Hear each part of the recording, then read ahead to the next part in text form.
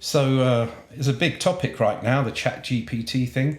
Have you had a go at it? Yes, it is a little bit scary. And everybody's talking about how it's going to change everything. And what I find fascinating by it is, let's put this into perspective a minute. You know, we have human beings who devote their life to studying certain things. I mean, whether it's programming or writing or art, and those vocations, you put your heart and soul into these things. And what I find most troubling is not the prospect that the fakery of AI will become the standard. I mean, we already know where that leads, because you just need to look at what technology did to music. So we can look forward to that just continuing in every field of artistic expression. It's absolutely inevitable, and there's nothing we can do about it. Although I might present the argument that it makes no difference ultimately, but we'll see. No difference for most people. It might make a difference for the very few people who become successful in a vocation that is, art related. But what I find most troubling is not that. It's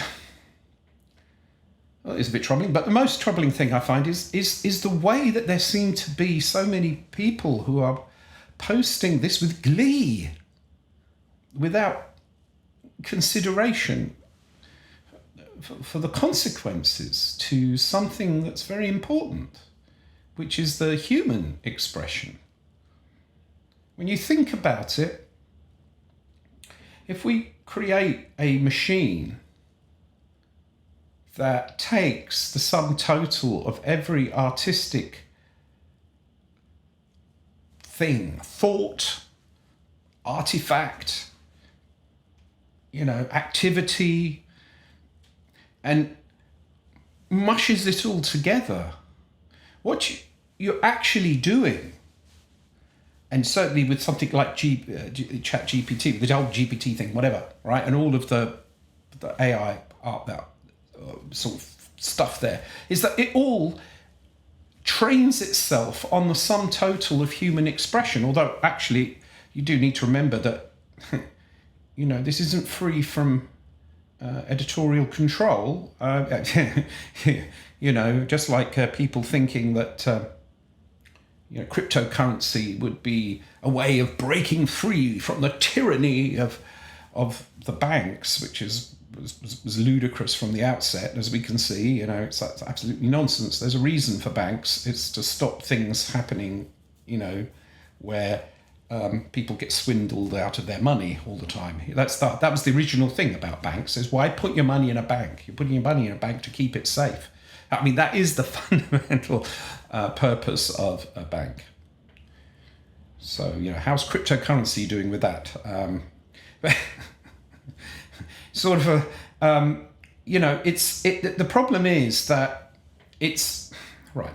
You take all of that creativity, the human creativity, and you feed it into an AI with the choice of what you feed it with. So there we are. There's the editorial control. So you don't get rid of that. Not neutral. Say that again. It's not neutral. And but let's just say for a minute that we do take everything, right? What have we done? We've created a singular entity, haven't we? We can look at that and just say, there is now the authority. I mean, for example, ChatGPT now, there is the authority on so many things. We've created that authority. This is a singularity. It's so dangerous. It's so dangerous, because it's been happening already.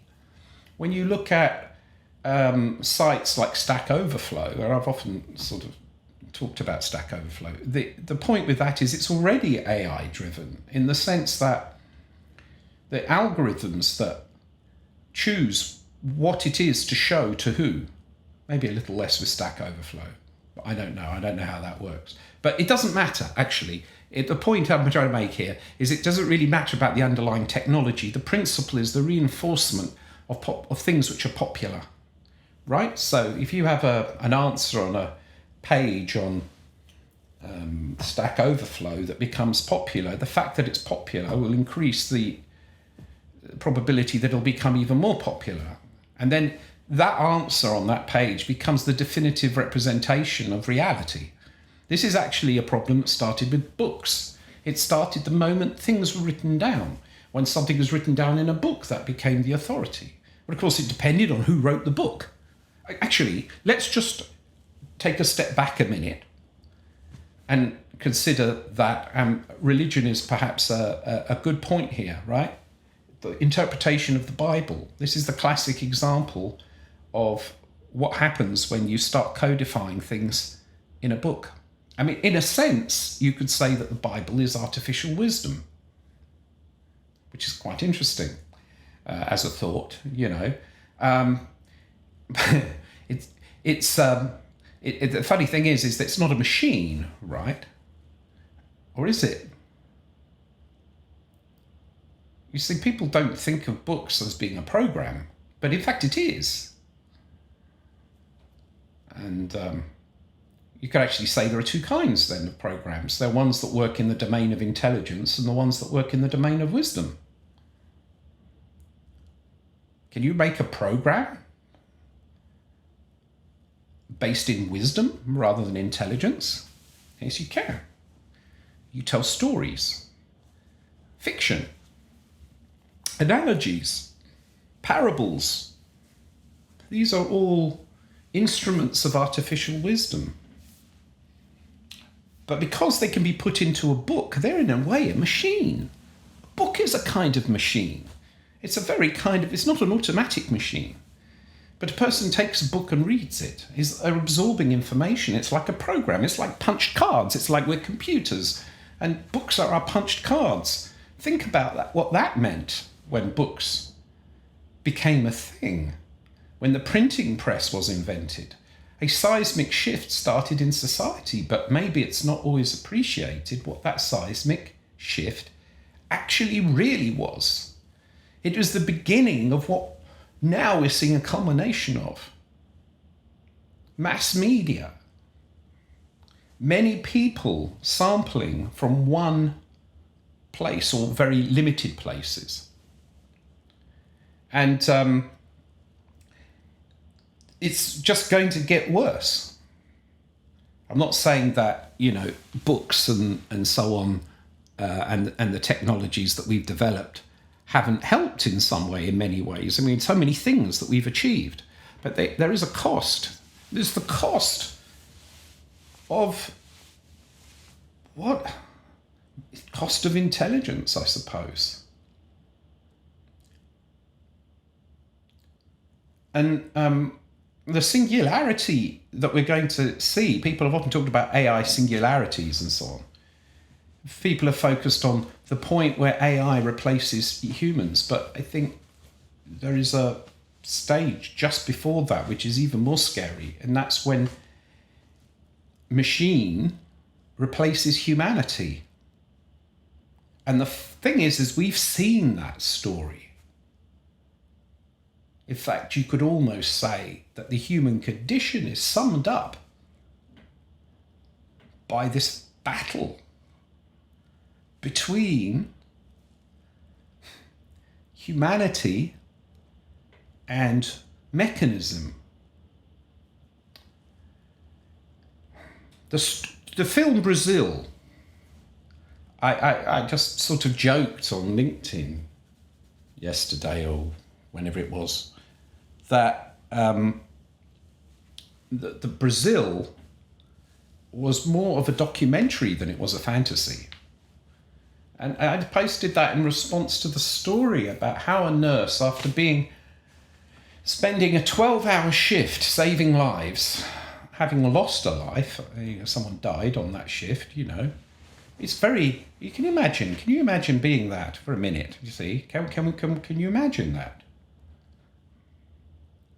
And then finding that you know, at some point you're meant to go home, you know, just because, you know, you're a human being and you've got to look after yourself too. You don't look after yourself, you're not going to look after anybody else.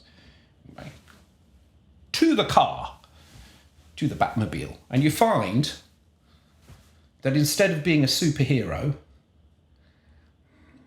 and instead of society treating you as a superhero, you have to pay a parking fine because you overstayed your welcome in the parking space, or your car did.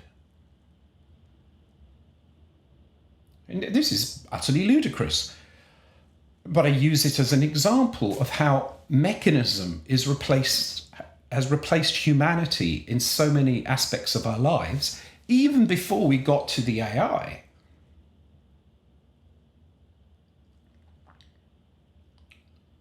So this is scary. Because when it comes to the AI joining in, it will be like there's a new Bible. It's like we will end up in the situation where every single question that we have, we will instead of first go within ourselves to look for the answer, we're going to go to the AI. We're going to go to the oracle. We're going to go to the font of all knowledge. It's happening now. You see it now.